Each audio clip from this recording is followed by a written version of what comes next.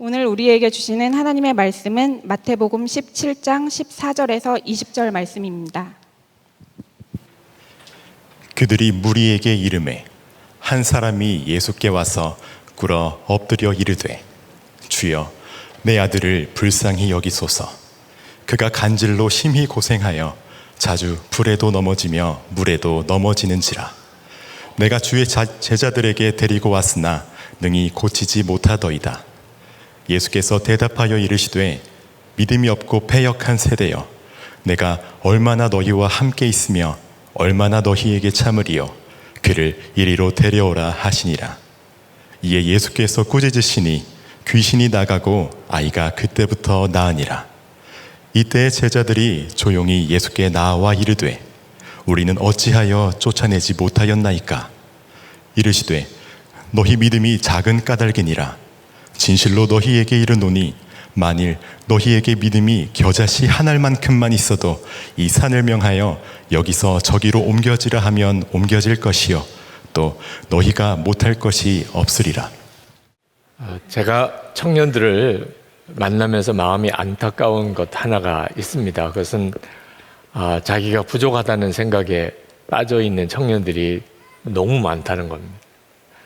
나는 뭐 이것도 못해 저것도 못해, 나는 이것도 없어 저것도 없어, 그런 생각에 자기 열등감에 또는 좌절에 빠져 있는 청년들이 너무너무 많고, 오늘 이 시간에도 이 자리에 있다면 여러분들을 향하여 하나님이 주시는 메시지라고 생각이 듭니다.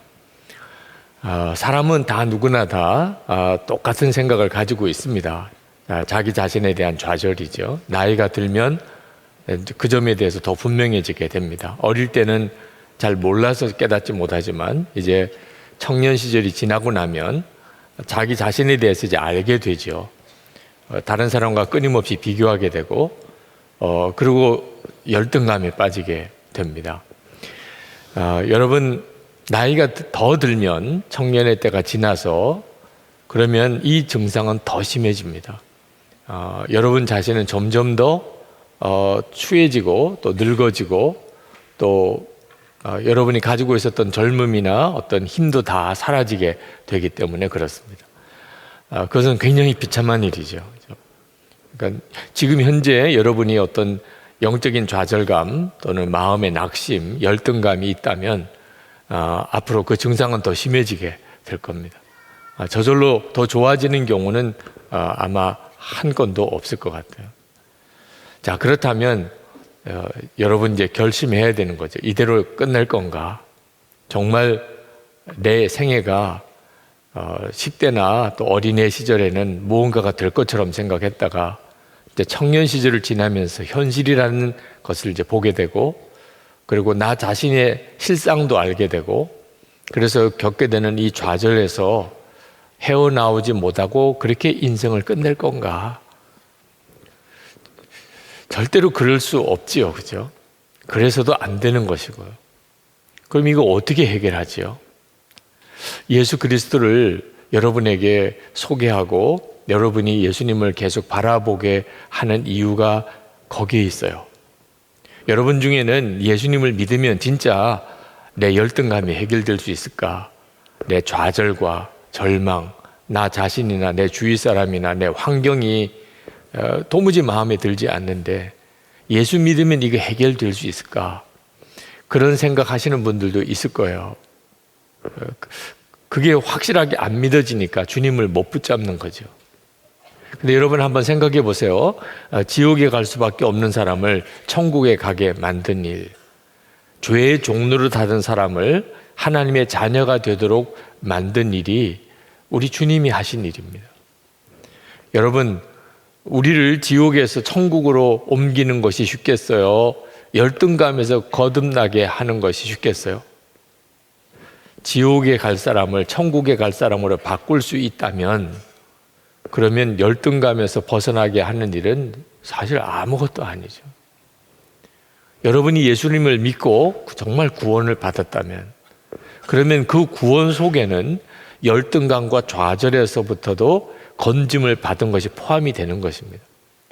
예수 믿고 죄는 사함 받았는데 예수 믿고 지옥에 갈 그런 운명이 이제 하나님의 자녀가 되어서 천국 백성 되는 그런 정말 놀라운 기적이 내게 일어났는데 나는 죽을 때까지 계속 열등감에 시달려 산다. 그건 잘 말이 안 되는 거죠. 그러므로 여러분들이 예수님을 정말 바로 믿었으면 좋겠다는 겁니다. 제가 예수님과 동행하면서 제 안에 일어났던 정말 놀라운 변화가 열등감에서 벗어나게 된 겁니다. 저는 설교에 대한 열등감이 굉장히 컸습니다. 나중에 보니까 저만 그런 게 아니고 모든 목사님들이 다 그렇더라고요. 설교에 대한 열등감이 있어요. 나는 설교를 잘 못해. 그런 열등감에서 굉장히 오래 어려움을 겪었습니다. 아무리 해도 해결이 안 돼요. 근데 하나님이 말씀으로 그 열등감에서 저를 완전히 건지셨습니다. 고린도전서 1장 26절에서 30절까지 31절까지 말씀입니다. 형제들아 너희를 부르심을 보라. 육체를 따라 지혜로운 자가 많지 아니하며 능한 자가 많지 아니하며 문벌 좋은 자가 많지 아니하도다. 그러나 하나님께서 세상에 미련한 것들을 택하사 지혜 있는 자들을 부끄럽게 하려 하시고 세상에 약한 것들을 택하사 강한 것들을 부끄럽게 하려 하시며 하나님께서 세상에 천한 것들과 멸시받는 것들과 없는 것들을 택하사 있는 것들을 폐하려 하시나니 이는 아무 육체도 하나님 앞에서 자랑하지 못하게 하려 하심이라.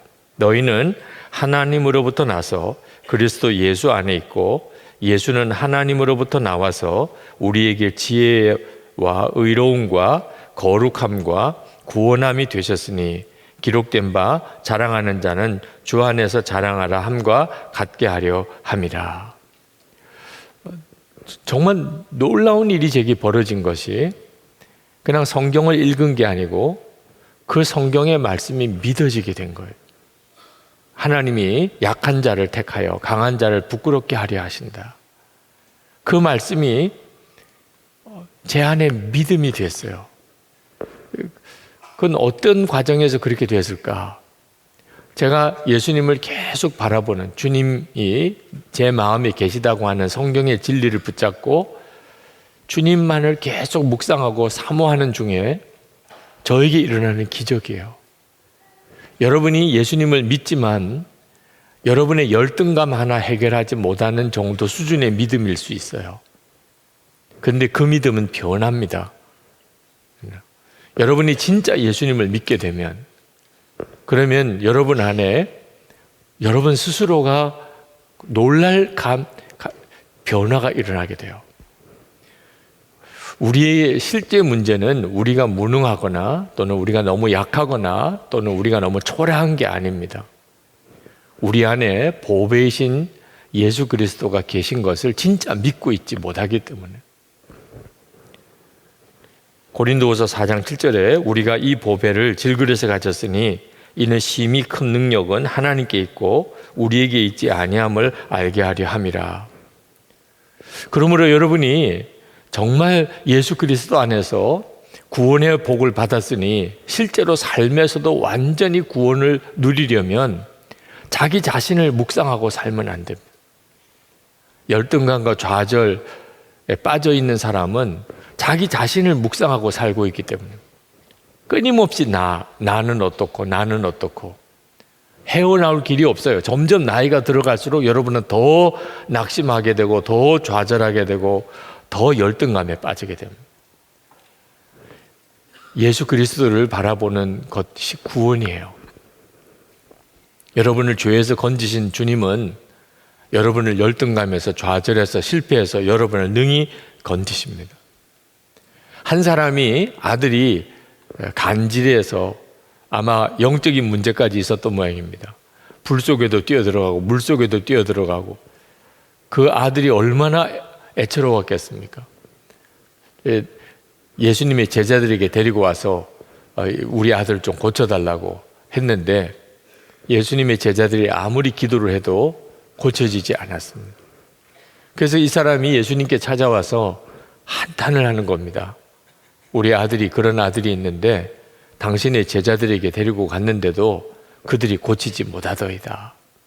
그 말을 듣고 예수님께서 하신 이야기가 믿음이 없는 세대에 대한 탄식을 하셨습니다. 그 말은 그 아버지가 아들을 고쳐보려고 안타까워하고 그리고 어떻든지 고쳐보려고 애를 쓰는 거는 분명한데 믿음은 없었다는 거죠. 믿음이 있는 사람은 보면 압니다. 그렇죠? 말하는 거나 얼굴 표정을 보면 아, 이 사람이 믿음이 있구나 하는 걸 알게 돼요. 여러분들이 진짜 믿음이 있는 사람인지 아닌지는 여러분의 생각, 여러분의 얼굴 표정, 여러분의 말에서 그냥 드러납니다. 예수님께서 그 아버지를 보고 느끼신 것이 뭐냐면 믿음이었구나. 이 사람이 믿음이었구나. 너무너무 안타까워하셨어요. 지금 시대가 그런 시대라는 겁니다. 여러분 주변에 사람들을 가만히 보세요. 정말 믿음이 있는 시대입니까? 없는 시대입니까? 사람들이 다 믿음이 없어요. 예수님께서 그 아이를 데려오라고 그랬습니다. 그래서 아버지가 그 아이를 데리고 왔어요. 사실 예수님을 진짜 믿었다면 아이를 벌써 데리고 왔죠. 예수님의 제자들이 고치지 못하는 그런 상황 속에 참 절망적인 어떤 순간이 온다 하더라도 예수님은 능히 고치실 수 있어. 그리고 그 아이를 데리고 왔을 텐데 그냥 찾아와서 탄식만 하고 당신의 제자들이 고치지 못하더이다. 그래서 그 아이를 데리고 오라고 하시니까 데리고 왔습니다. 예수님께서 귀신을 내어 쫓으시고 그 아이를 온전히 고쳐주셨습니다. 자, 이런 일이 있고 나니까 예수님의 제자들이 얼마나 당황스러웠겠습니까? 자기들은 그렇게 애를 써도 고치지 못한 그 아이를 예수님은 간단하게 고치셨으니까. 그래서 그 사람이 아이를 데리고 가고 아마 제자들하고 예수님만 남아 있었던 모양이에요. 제자들이 예수님에게 묻습니다. 왜 우리는 고치지 못했나이까? 그때 예수님께서 그 제자들에게 말씀하시기를 믿음이 적은 까닭이라. 자, 주목할 표현은요, 믿음이 없다고 하지 않으시고 믿음이 적다고 하셨어요. 너희들이 믿음이 적은 까닭이라. 그러면서 하시는 이야기가 만약에 겨자씨만한 믿음이라도 있다면 산을 옮기는 기적을 일으켜낼 수 있다. 그런 말씀을 그날 하셨습니다. 오늘 이 말씀은 여러분들에게 굉장히 중요한 메시지예요. 예수님은 믿음이 없는 것에 대해서 탄식하십니다. 근데 오늘 제가 보니까 믿음이 아예 없는 사람은 여기 없는 것 같아요. 이렇게 교회를 나온 거 보니까 그래도 믿음은 있는 것 같습니다. 혹시 극장인 줄 알고 오신 분이 있으시다면 예외군요. 믿음이 적은 게 문제인 거죠. 예수님의 제자들에게 있어서 문제는 아직까지 그들에게 이 믿음의 능력이 부어지는 때가 아니었어요. 사실 예수님이 제자들을 택하신 걸 보면 예수님이 정말 지혜로우신 분인가 이런 걱정이 들 정도예요. 왜냐하면 너무 무능충만한 사람을, 무능력이 충만한 사람들만 뽑았습니다. 예수님의 제자들 치고 제대로 똑똑한 사람은 가룟 유다 하나밖에 없어요. 그런데 그 가룟 유다가 예수님을 은 30에 팔아버린 제자가 됐잖아요. 그랬던 그 제자들을 마지막에 예수님은 아무 대책 없이 그냥 남겨두고 전 세계에 나가서 복음을 전하라, 말도 안 되는 사명을 주셨어요. 그러면서 약속하시기를 내가 너희와 항상 함께 있을 것이라. 그랬는데 예수님은 분명히 말씀을 그래놓고 당신은 승천하셨어요. 아니, 너희와 항상 함께 있을 것이라 그랬으면 승천하지 말든지, 승천하실 거면 그 약속을 하지 말든지, 도무지 말이 안 되는 아주 모순 충만한 상황이 벌어졌습니다. 그런데 열흘 지나서 예수님이 하신 그 약속이 진실하다는 것이 드러났죠. 마가다락방에 성령이 임하게 됩니다. 그래서 정말 무능력이 충만했던 제자들이 성령을 받고 난 다음에 완전히 달라져 버렸어요. 그래서 베드로가 나면서부터 걷지 못한 자를 일으키는 기적도 일어나고 죽은 자가 살아나는 기적도 일어나고 그런 엄청난 역사들이 일어나게 되죠. 무엇보다 중요한 건 기적이 아니고 마음의 담대함입니다. 더 이상 부활의 주님을 설교하지 말라 그랬더니 베드로가 우리가 하나님의 말을 듣는 게 옳으냐 너희들의 말을 듣는 게 옳으냐. 때 당시에 그 종교 지도자들 또는 로마의 관원들이 충격을 받았을 정도. 얼마 전에 한 열흘 전에 베드로는 그 계집 종 하나가 무서워서 예수님을 3번씩이나 부인하고 저주까지도 했던 사람. 그런데 그 열흘 만에 사람이 이렇게 바뀌어 버렸어. 오늘 여기도 열흘 만에 바뀔 사람이 있다고 저는 믿습니다. 지금은 정말 무능력이 충만한 사람이 열흘쯤 지나서 정말 능력 충만한 사람, 지금은 전혀 국내 선교 안 갈 사람, 열흘쯤 지나서 정말 앞에 나와서 눈물로 가자고 호소할 사람이 나올 수도 있다고 생각합니다. 성령께서 그들 속에 들어가니까 그렇게 바뀌어 버렸어요. 다시 한번 또 그렇게 설교하면 그러면 너희들 죽인다고 그렇게 위협을 했을 때 그때 그들은 이렇게 주님 앞에 기도했습니다. 오 주제여, 시편의 말씀처럼 세상의 군왕들이 나서며 저들이 하나님과 우리를 끊게 하는도다. 주여, 저들이 우리를 위협하는 것을 하감하시고 우리로 더욱 담대히 주님의 복음을 증거하게 하옵소서. 더욱 담대히 선교하게 하옵소서. 더욱 담대히 저들을 맞서게 하옵소서. 완전히 사람이 달라져 버렸어요. 성령께서 얼마나 그 일을 기뻐하셨는지 땅이 진동을 했습니다. 그게 사도행전에 나오는 기사예요. 이제 이 제자들이 이런 때가 오게 되지만 아직은 아니에요. 아직은. 예수님께서 지금은 너희들이 믿음이 너무 적다. 그러나 너희들이 겨자씨만한 믿음만 있어도 이제 산을 옮기는 역사가 일어나게 될 것이다. 그렇게 말씀을 하신 겁니다. 제자들은 아직 성령을 받지 못했기 때문에 그 아이를 고치는 일조차 쉽지 않았습니다. 그러나 그들에게 믿음이 있었어요. 믿음이 있었으니까 예수님을 따랐고 그리고 주님의 말씀을 들었고 예수님의 제자로 3년 동안 주님 따라다닌 거죠. 아주 믿음이 없었으면 그럴 리가 없죠. 그들에게 있는 믿음은 겨자씨만한 것인지 모르지만 하여튼 믿음이 있었어요. 그 점이 우리에게 소망이 되는 겁니다.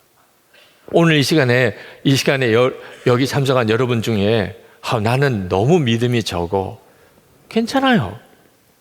믿음이 없는 것만 아니라면, 믿음이 적은 거라면 그건 괜찮아요. 예수님의 제자들도 그랬잖아요. 예수님의 제자들이 처음부터 믿음이 아주 충만하고 그리고 그들이 큰 권능을 행하는 이런 사람들이 아니었습니다. 예수님께서 그 제자들에게 믿음이 적다고 말씀하시면서 겨자씨만한 믿음이라도 있으면 그러면 너희들이 산을 옮기는 역사가 일어나게 될 것이라 그렇게 말씀하셨어요. 여러분, 그러니까 지금 여러분 안에 내 믿음이 겨자씨밖에 안 되는 것 같다. 없다고는 말을 못 하겠는데 있지만 너무 작다. 기뻐하시기 바랍니다. 네. 그 겨자씨 같은 믿음이 있다는 것 자체가 사실이라면 정말 기뻐하실 일이에요. 중요한 것은 크기가 아닙니다. 너무 큰 것, 작은 것에 여러분들이 이 기준을 잘못 정하지 않게 되기를 바랍니다. 오늘 말씀이 우리에게 가르쳐주는 굉장히 중요한 내용이에요. 중요한 건 크기가 아니라는 거예요. 얼마나 크냐 작으냐 여기에 헷갈리지 마시라는 겁니다. 중요한 것은 그 속에 생명이 있느냐 하는 거예요. 생명이 있느냐. 아무리 커도 생명이 없다면 그건 사실 소망이 없어요. 그런데 아무리 작아도 그 속에 생명이 있다면 역사가 일어나요. 겨자씨가 굉장히 작은데 그 속에 생명이 있기 때문에 얼마 시간이 지나면 거기서 싹이 나고 그리고 줄기가 나오고 그리고 큰 나무가 된다. 이게 얼마나 놀라운 일인가 하는 거예요. 이 일이 지금 여러분의 마음의 심령 속에 일어나고 있어요. 여러분 속에 믿음이 심겨졌습니다. 예수님에 대한 믿음이. 여러분, 이 겨자씨 비유를 주님이 말씀하실 때 그냥 작다는 뜻에서 이 겨자씨를 비유하신 게 아닙니다. 작다는 것만 말씀하시려면 먼지라고 표현할 수도 있죠. 먼지, 그죠? 네. 아주 작다. 모래알. 그것도 아주 작잖아요. 그죠? 근데 그 작다는 데 초점을 맞췄다면 모래라든지 먼지라든지 이런 걸 주님이 말씀하셨겠는데 주님은 겨자씨를 말씀하셨어요. 식물의 씨 중에 가장 작은 씨에 해당되는 겨자씨. 이유는 그 속에 생명이 있다는 거죠. 그러니까 여러분이 정말 붙잡아야 될 것은 여러분 안에 생명이 있는 믿음, 이걸 여러분이 중요하게 보는 눈을 떠야 하는 겁니다.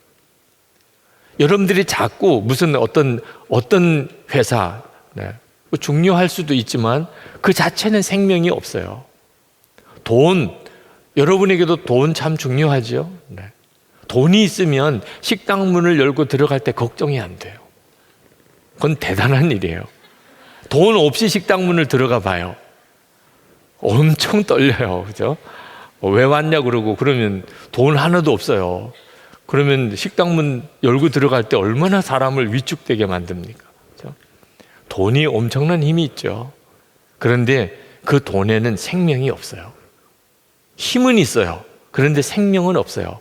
만약에 여러분들이 어떤 회사 또는 돈, 세상에서의 성공 이런 것에 여러분이 마음에 초점을 두고 있다면 여러분은 계속해서 여러분의 평생 죽을 때까지 갈등과 좌절, 열등감에 헤어나오지 못합니다. 그건 생명의 역사가 아니니까. 그런데 지금 현재 여러분이 너무너무 부족하고 연약해도 여러분 안에 생명이 있는 믿음이 있다면, 그렇다면 여러분들은 정말 소망이 있는 사람. 근데 여러분, 생명이 뭐죠? 생명이 있는 믿음이라고 그랬는데 겨자씨가 바로 생명이 있는 씨죠. 근데 이 성경이 말하는 생명이 뭐죠? 예수 그리스도예요. 예수 그리스도가 생명이에요. 그러니까 여러분에게 생명이 있는 믿음이 있느냐, 그 말은 예수님을 믿는 믿음이 있느냐는 것입니다.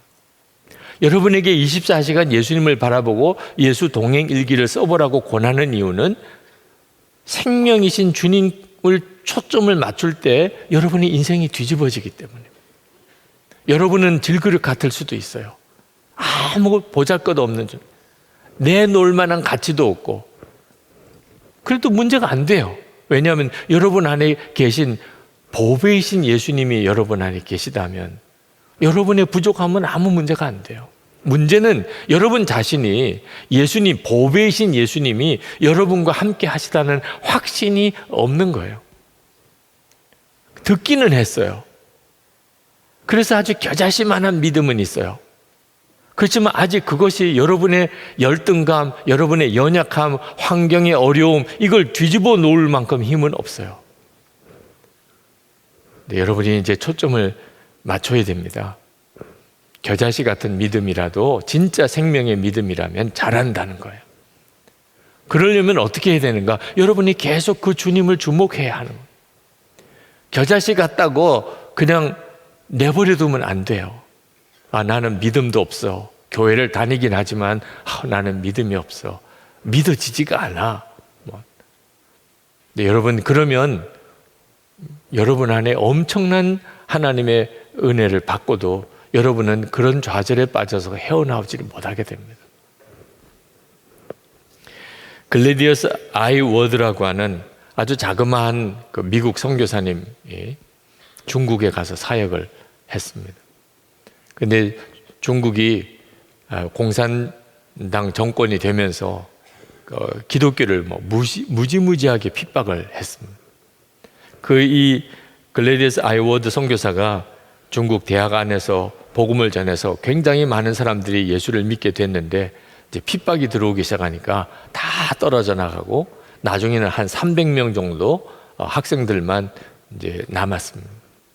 공산당 당국에서 얼마나 집요하게 그 예수 믿는 사람들을 완전히 씨를 말리려고 했는지 나중에는 그 300명 기독교인을 다 광장에 끌어냈습니다. 그리고 인민재판을 열었습니다. 그때 19살 아주 가녀린 여학생 하나를 끄집어냈습니다. 그리고 사람들 보는 앞에 강단 위에 세웠습니다. 그 전에 2개월 동안 그 자매에게 엄청난 위협을 가하고 또 정신적인 고문을 가해서 거의 이제 심신쇠약에 빠질 정도까지 되었습니다. 근데 그 자매가 이제 막 넘어갈 것 같은 자매였어요. 공산주의자들이 그 자매를 이제 시범 케이스로 예수를 배반하게 하는, 그래서 나머지 300명들도 마음을 바꾸게 만들려고 그 자매를 사람들 앞에 세우고, 그리고 너가 하고 싶은 이야기를 해라. 그리고 바로 옆에는 목을 벨 수 있는 단두대를 두었습니다. 만약에 예수를 계속 믿겠다고 하면 죽인다, 그런 뜻이죠. 근데 그 자매가 서 있기도 힘들 정도로 그렇게 연약해서 비틀비틀 거리면서 그 사람들 앞에 서서 그가 이렇게 고백했습니다. 제가 공산당의 세뇌를 당했지만 그러면 그럴수록 하나님은 살아계십니다. 예수님은 나의 주인이십니다. 그 자매가 그렇게 고백을 하니까 그 옆에 서 있던 이 공산당원들이 얼마나 분노하는지 그 자리에서 그녀의 목을 잘라버렸습니다. 그 모습을 한 300명, 이제 예수를 끝까지 믿겠다고 하는 300명 지켜보고, 그 속에는 이 글래디스 아이워드 선교사님도 앉아 있었어요. 자기가 복음을 전해서 예수를 믿은 자매가 지금 예수님에 대한 믿음을 끝까지 지킨 바람에 그가 순간에 목베임을 당해서 죽는 장면을 거기서 그도 보았어요. 그 일이 있고 난 다음에 한 명도 배교한 자가 없이 다 끝까지 주님을 고백하고 다 죽었습니다. 300명이 다 죽었어요. 여러분, 이건 엄청난 힘이에요. 그렇죠? 우리는 그런 어떤 핍박의 시대를 살고 있지 않기 때문에 우리에겐 잘 실감이 나지 않지만, 막상 우리에게 그런 문제가 닥친다고 한다면 우리는 끝까지 내 믿음을 지킬 수 있을까? 아마 오늘 이 자리에 있는 여러분 중에는 상당수 많은 사람이 나는 그럴 수 없을 것 같아, 아마 그런 생각하고 있을 수도 있어요. 근데 아십니까? 여러분도 그렇게 바뀐다는 거예요. 지금은 내 믿음으로는 순교, 나는 그건 정말 감당할 수 없어, 그렇게 생각하시는 여러분들도 여러분의 믿음이 바뀌어요. 주님이 그렇게 바꿔주세요. 그 일을 이 글래디스 아이워드라는 선교사가 해낸 거예요. 그 선교사님이 그 중국에 들어가서 거기서 복음을 전해서 그 사람들이 예수를 믿고 마지막에 이런 순교자를 낸 겁니다. 그런데 이 글래디스 아이워드 선교사가 처음에 선교사로 나가려고 마음에 결심을 하고 선교단체를 찾아갔을 때 그는 선교사 파송 허락을 받지 못했습니다. 왜냐하면 학력 미달이에요. 제대로 공부를 못한 사람. 그런데 선교사로 나가겠다 그러니까 그 선교단체에서 우리는 당신을 선교사 파송할 수 없습니다 해서 파송 불가 판정을 받은 자매입니다. 그때 이 글래디스 아이워드가 내가 선교사의 집에 식모라도 하겠습니다. 내가 정식 선교사가 못 되고 선교사로 가는 사람 따라가서 그 집에서 밥 해주고 빨래하고 그렇게라도 할 테니 나를 보내주세요. 그래서 겨우 그가 선교사와 따라 선교를 나갈 수 있었던 겁니다. 그는 아무것도 제대로 할 수 있는 게 없었어요. 그런데 그의 삶은 너무너무 단순했어요. 하나님이 말씀하시면 순종, 그거밖에 없었어요. 주님이 말씀하시면 순종. 그가 러시아를 지나서 중국으로 들어갑니다. 거기서도 그는 한 건 그거밖에 없어요. 주님이 말씀하시면 그것에 의지해서 나아가는 겁니다. 그가 이런 역사를 이뤄냅니다. 이유는요, 그 속에 생명이 있었기 때문에.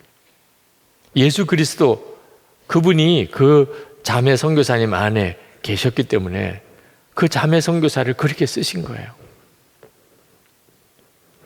여러분, 기드온 잘 알죠? 아주 겁이 많은 사람이었습니다. 하나님이 그에게 큰 용사여라고 이렇게 부를 때 기드온은 그게 믿어지지가 않았어요.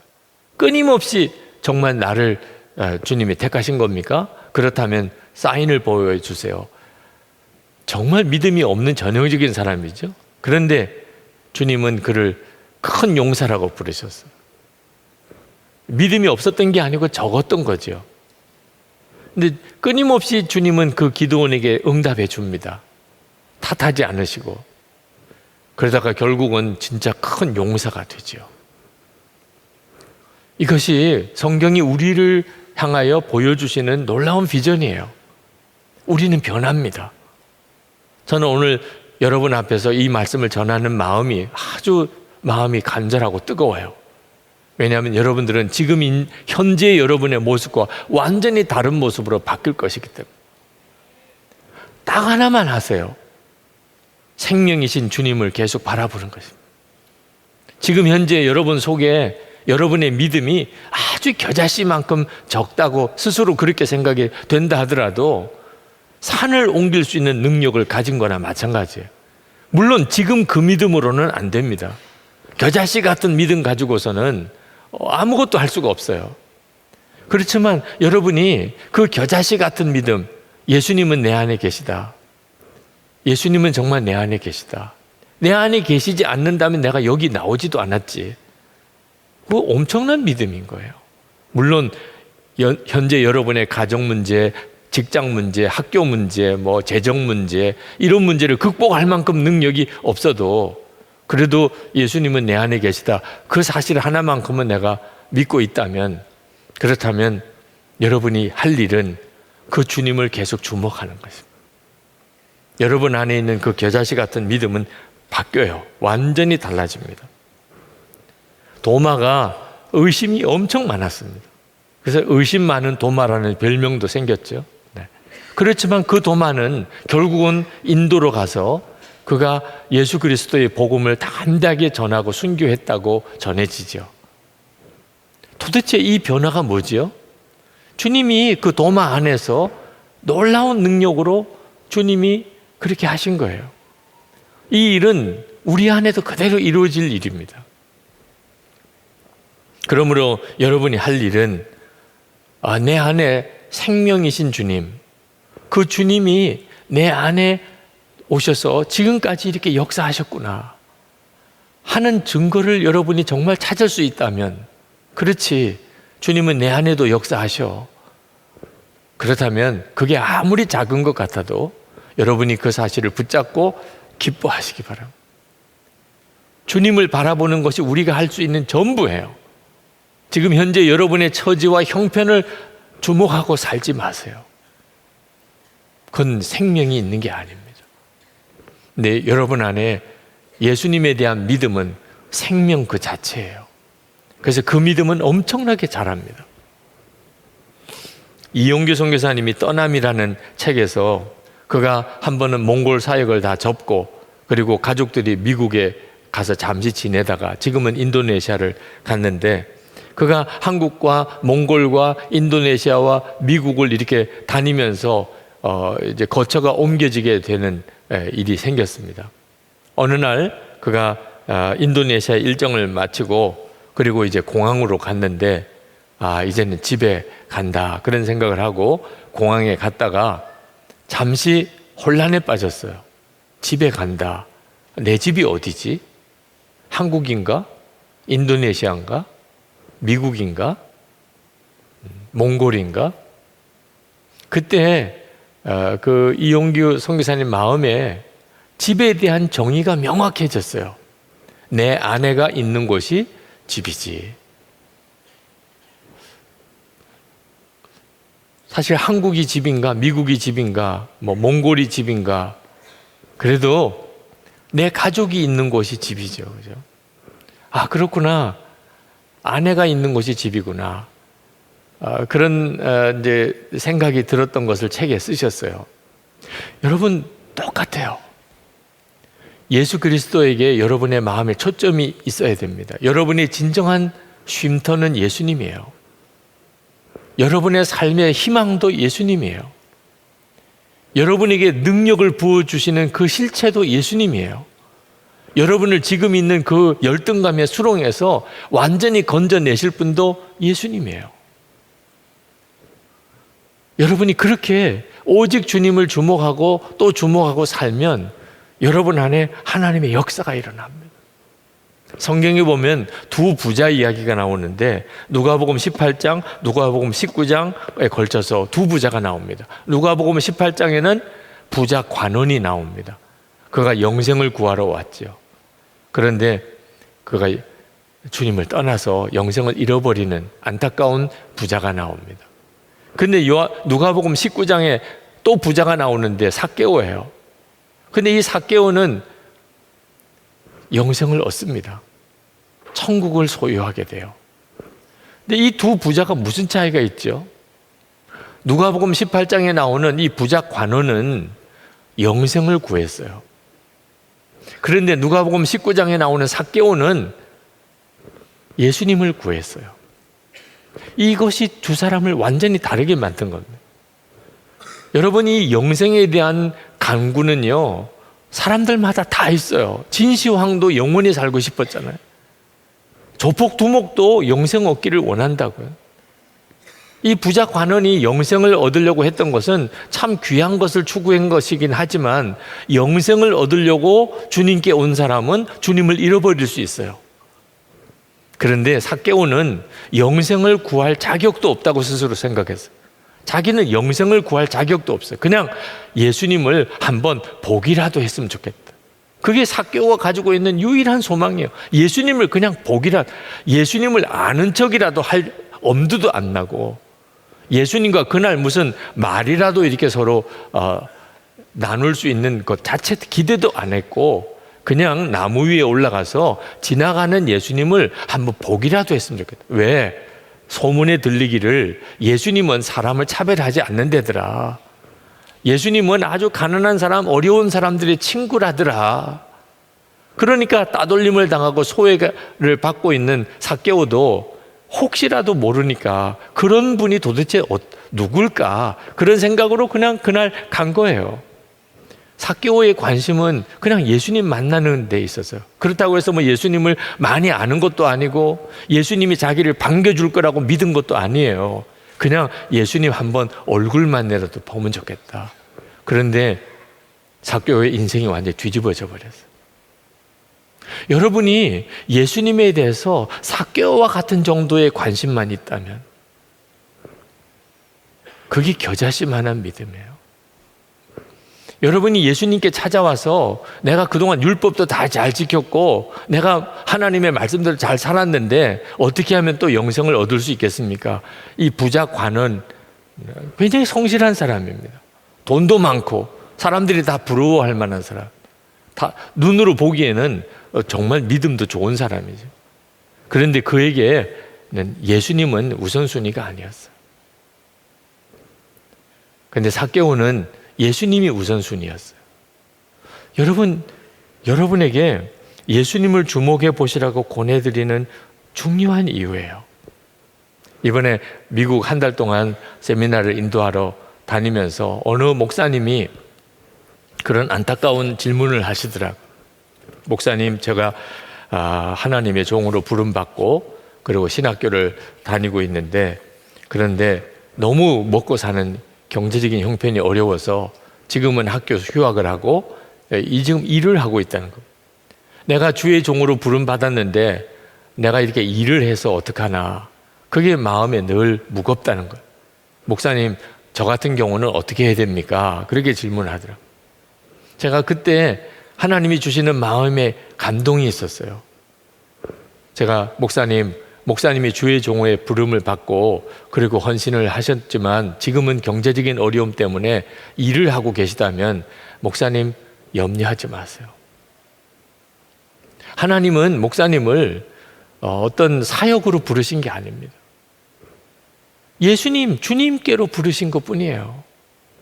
목사님이 지금 무슨 일을 하는지는 모르지만 그 일을 하면서 예수님과 함께 일을 하신다면 그것으로 충분해요. 지금은 만약에 주님이 목사님에게 어떤 자리를 주셨는데 목사님이 그걸 거절하고 계시다면 그건 문제가 되지만 지금 사역할 곳도 없어요.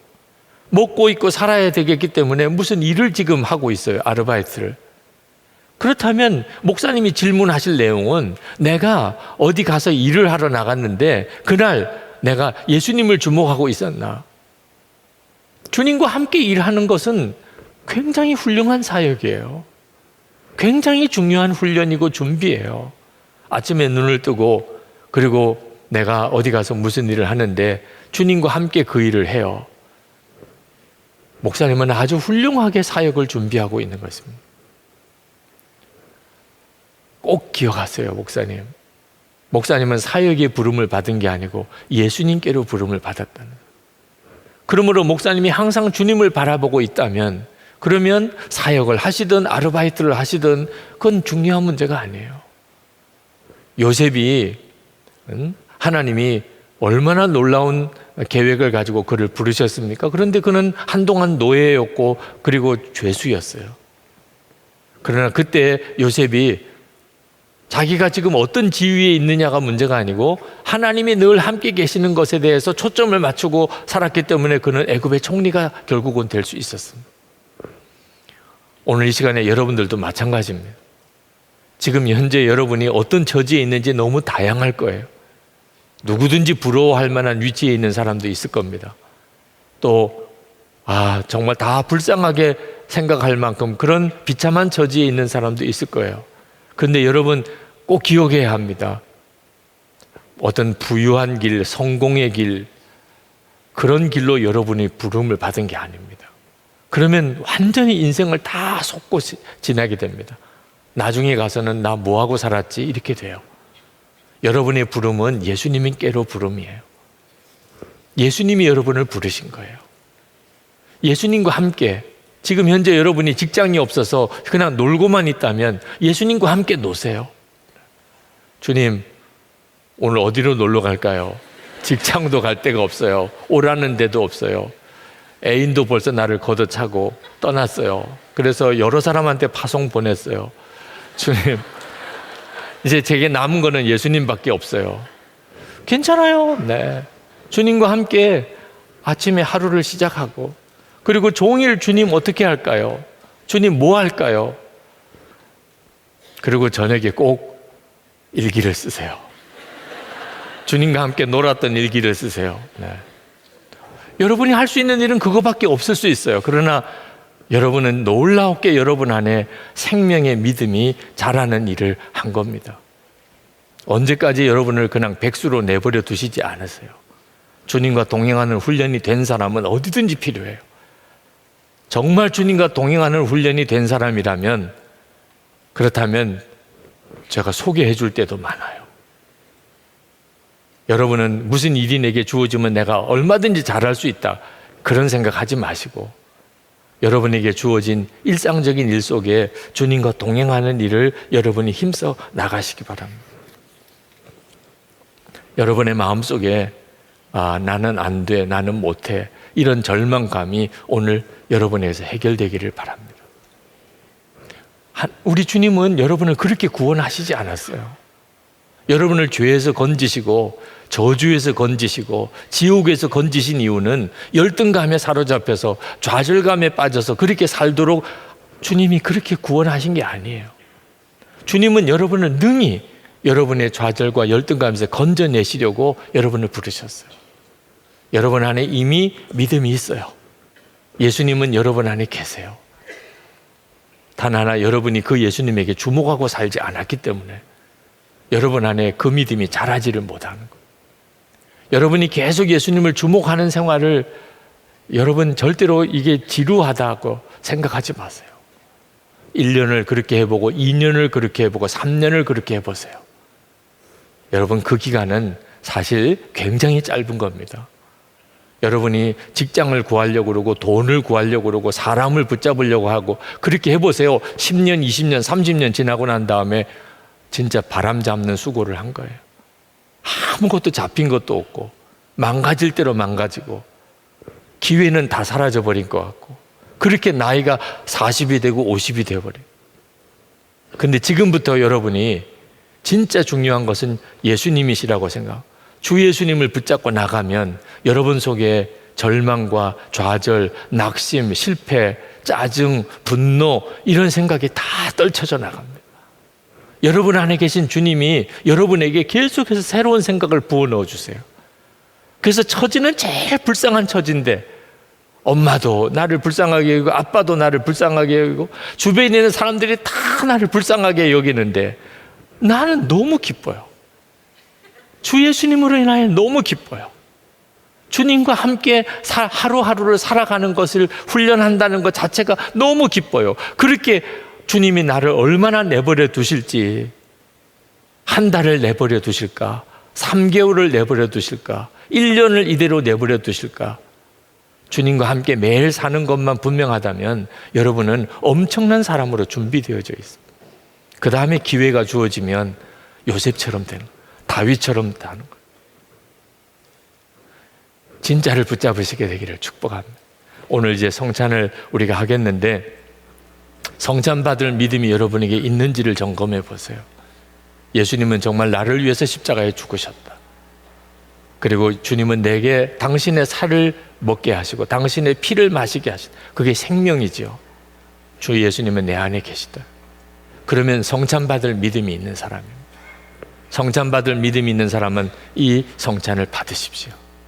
그리고 여러분의 겨자씨 같은 믿음이 자라는 역사가 일어나게 되기를 축복합니다.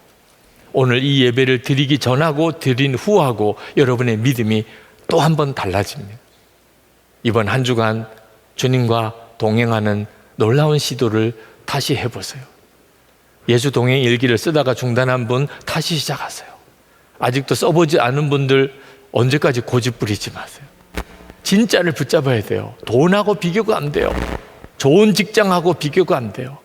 예수 그리스도, 그 주님을 계속 바라보는 것. 그때 여러분 안에 믿음의 엄청난 능력이 일어나게 됩니다.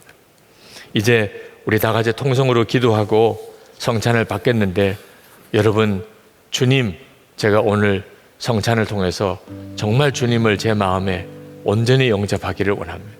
그리고 주님과 함께 내 인생을 살기를 원합니다. 그리고 예수님, 주님께 내 인생 전체를 드립니다. 저를 증인으로 삼아 주소서. 예수님께서 그 마음의 심령에 계시면 어떤 인생을 살게 되는지를 주님, 저를 통해서 주님 증거하소서. 저 자신을 주님께 산 제물로 드립니다. 그 마음으로 우리 다 같이 통성으로 기도하겠습니다.